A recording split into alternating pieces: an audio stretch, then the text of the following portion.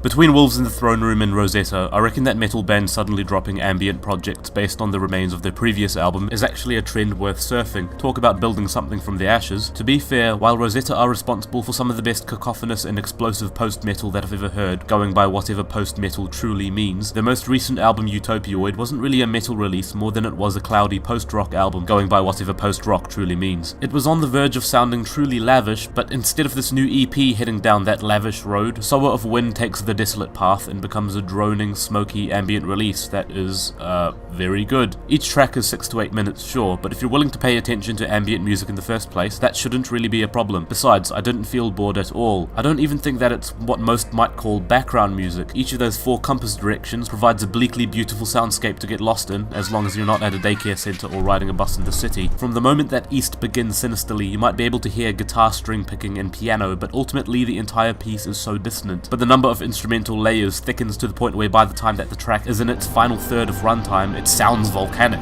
and you wouldn't have even realized it, and by the time that you do, it's too late. The rest follows suit in a rather foreseeable but nevertheless engaging manner, of which South focuses more on bringing you into a thought pool of reflection, with those piano notes ringing like raindrops into a puddle. West returns to the dissonance that East had, but is far more direct instead of providing us with a crushing crescendo, and the final track North employs a heavier use of synthesizers, while also having a rumbling bass that buzzes throughout the first half of the track. It might be the least gratifying moment on the album, and it seems to shatter the glistening atmosphere a little bit so, but the second half of the track truly takes off from here with a despondent, descending ostinato. Truly feel as if the landscape around me is about to crumble within minutes. I just used the word ostinato, I'm so cool. But speaking of deconstruction, why don't we talk about something that's a little bit more beat driven? Another EP that takes the remains of a certain style of music and creates something in its own realm.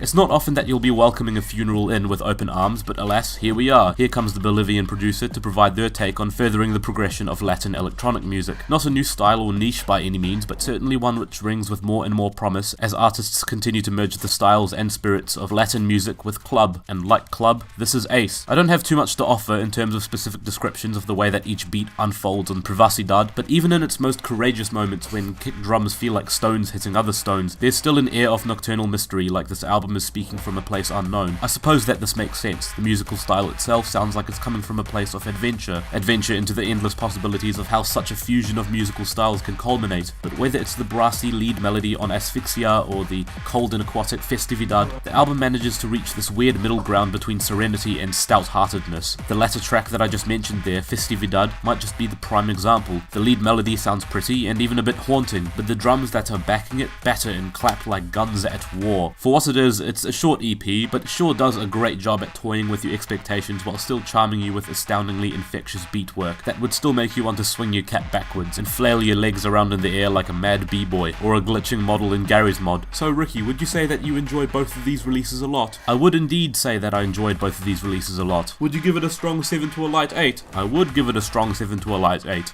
That's pretty cool. Yes.